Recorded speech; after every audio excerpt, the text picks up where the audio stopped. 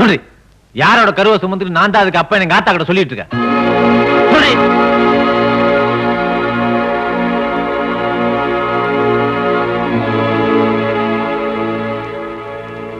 சொல்லு சொல்லு இல்லையா?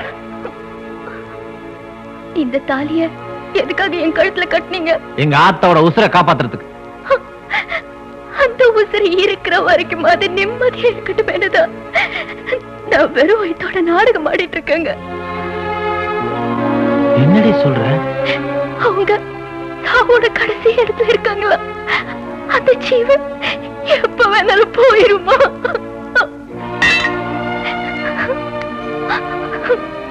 யார் சொன்னது? மாணிக்கையா சொன்னாரு. டாக்டர் சொன்னதா. அதனாலதான் அவங்க விஷத்தை குடிச்சிட்டு உங்ககிட்ட சத்தியம் வாங்கினதெல்லாம்.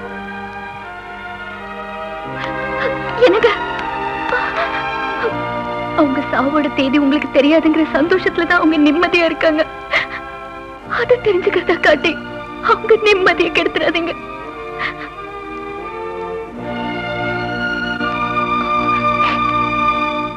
சார், இப்ப அவங்க பாடி இருக்கிற கண்டிஷனுக்கு நாம கொடுக்குற எந்த ட்ரீட்மெண்ட்டுமே அவங்களுக்கு அவஸ்தையா இருக்குமே தவிர கியூர் பண்றதுக்கான வழியா இருக்காது.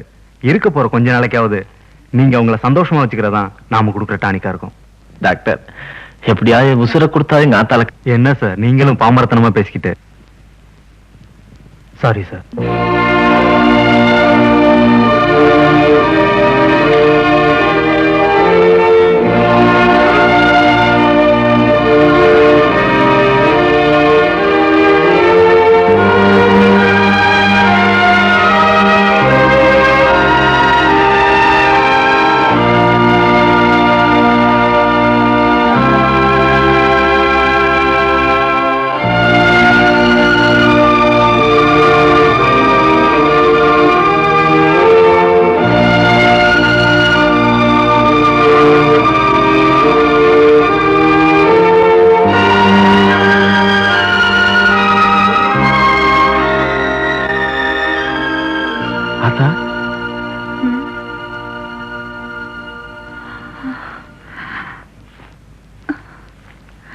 என்னப்பா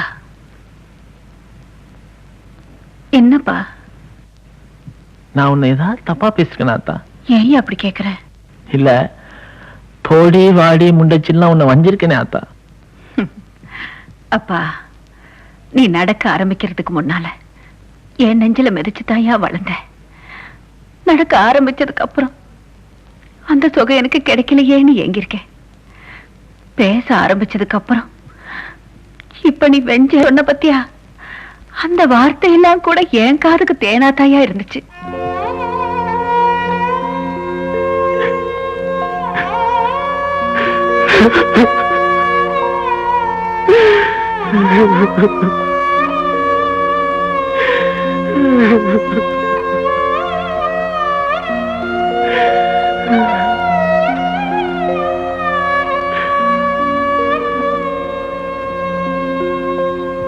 இப்ப என்ன ஆயிடுச்சுன்னு இப்படி அழுவுற?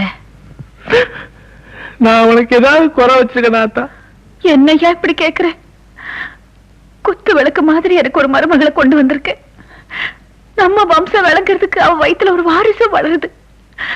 இதை விட இந்த சிரிக்கைக்கு வேற என்னடா சந்தோஷம் வேணும்? ஐயா, என்னடா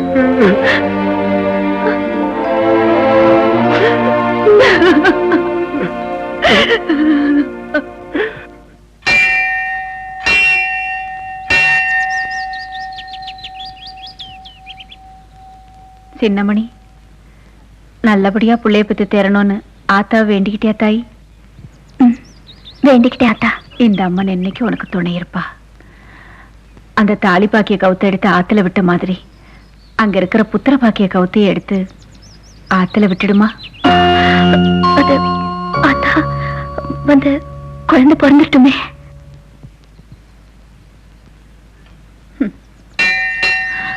அத உண்டாயிட்டல்ல, அப்புறம் என்னப்பா, பரவாயில்ல போ. அது அதெல்லாம் ஆத்தா வந்து. என்னடி நீ பதறத பார்த்தா எனக்கு பயமா இருக்கு. அதெல்லாம் ஒண்ணும் இல்ல ஆத்தா. அப்புறம் என்னடா, போ போ. போராசா.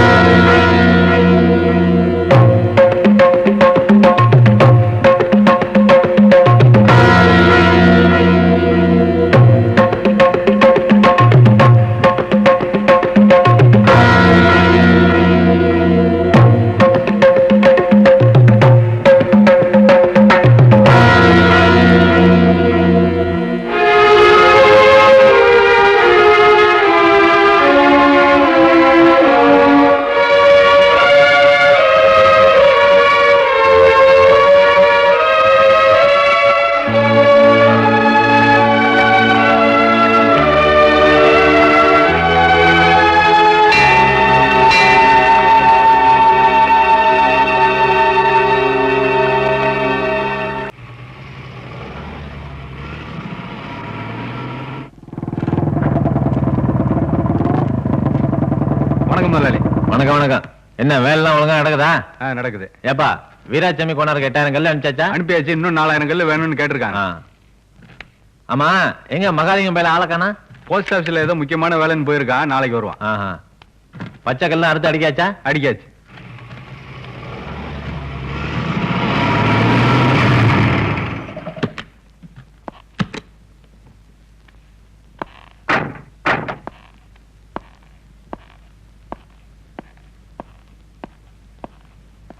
இந்த ஊர் பஞ்சாயத்து போர்ட் பிரசிடண்ட் ஐயா தாங்க. வணக்கங்க. வணக்கம். எனக்கு சொந்த ஊர் மெட்ராஸுங்க. நான் தேசிய முற்போக்கு இளைஞர்கள் சங்கத்தை சேர்ந்தவன். எனக்கு கிட்டத்தட்ட 3 கோடி ரூபாய் சொத்து இருக்கு. நான் நினைச்சா என்னை விட அதிகமா சொத்துள்ள பொண்ணை பார்த்து கல்யாணம் பண்ணிக்கலாம்.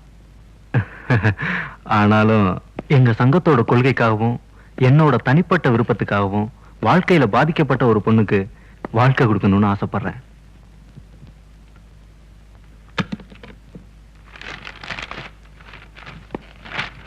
இந்த போட்டோல இருக்கிற சின்னமணிங்கிற பொண்ணை தான்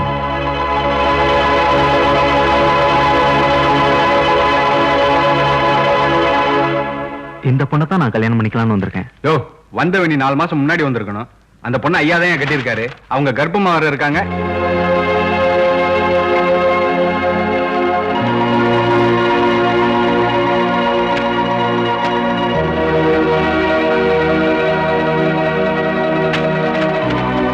நாலு எழுத்து படிச்ச நாங்கெல்லாம் இந்த முடிவு எடுக்கிறது பெரிய விஷயம் இல்ல சார்.